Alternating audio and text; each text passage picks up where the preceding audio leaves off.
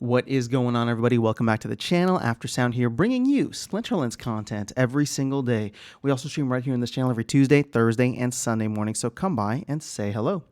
All right, guys, I wanted to talk about land and the returns on land, and I put out a somewhat bearish video the other day saying, maybe we're overestimating the returns that people are going to get. And some of the comments out there made me reevaluate the numbers in terms of like what the potential APR could be. So we're going to play with a couple more numbers, and thank you to the people who commented on that video for opening my eyes to this, right? And so I'm just going to share the data with you and we'll see where things go. Right now, you can go and get a plot of land for 41 bucks, right? There's a couple available in Land of Prosperity. It doesn't even matter. You can get some for 41 bucks.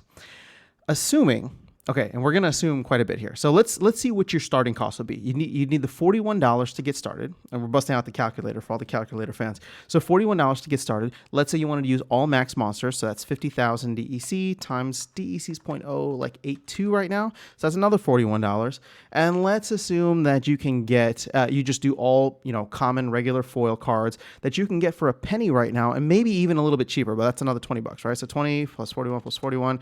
We'll just say $100 all in. If you can go $100 all in, that's what your buying cost would be for land, for the actual plot, for the DEC required to stake, as well as the common monsters, right? That's the cheapest that it can get.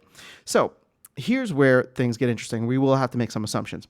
A lot of people are saying that we will probably only have 20% utilization for land when that gets started. So out of 150,000 plots, 20% is 30,000 plots. Not bad.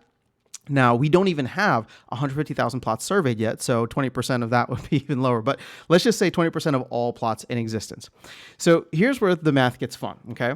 So let's say everybody goes for SPS, right? Nobody's going for grain because we're just going to buy it off the marketplace and see how it happens, see how it works. So 625,000, 6.25 million SPS is what's being paid out per month for land plots. You divide this by the 30,000. So people will be earning 208 SPS per month. Divide that by 30. So about 7 SPS per day.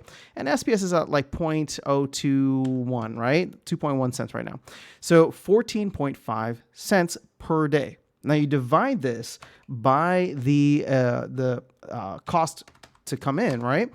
And that's your daily percentage rate. Multiply that by 365, and you are earning a 53% APR on land. Now, that's assuming you're splitting, right, equally. And again, these are just very rough numbers. But that's assuming you're splitting equally with everybody else, and everybody else is going for land with 30,000 plots.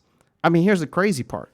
Let's say half the people want to go for grain. Well, all of a sudden you divide the amount of plots going for SPS divided by 2 and increase your APR by 2, right? So all of a sudden it's like 106% or something like that. Now, what I'm not factoring in is the cost of grain. And I think that's a little too difficult at this time.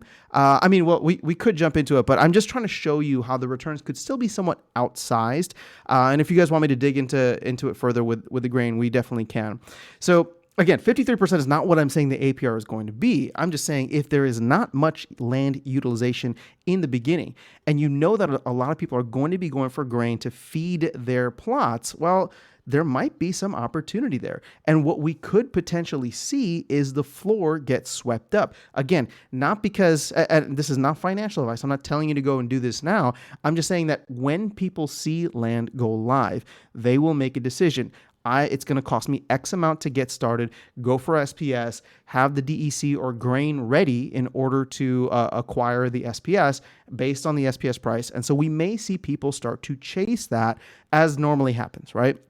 Whenever something is new, hot and fresh, and the APRs are high, that's essentially what happens. Now, that APR, the 53%, is not as high as, the LPs, for example, when LPs first came out, or even SPS when SPS first came out. But if there is a slow start to land, and let's say we're even less than 20%, right? Just utilization is very, very low across the board. People are easing into it. Well, that's when we could see those outsized returns, at which point people start to rush in. So I'm talking about, when I say slow, I mean like days 1 through 3, 1 through 4, maybe even the first week.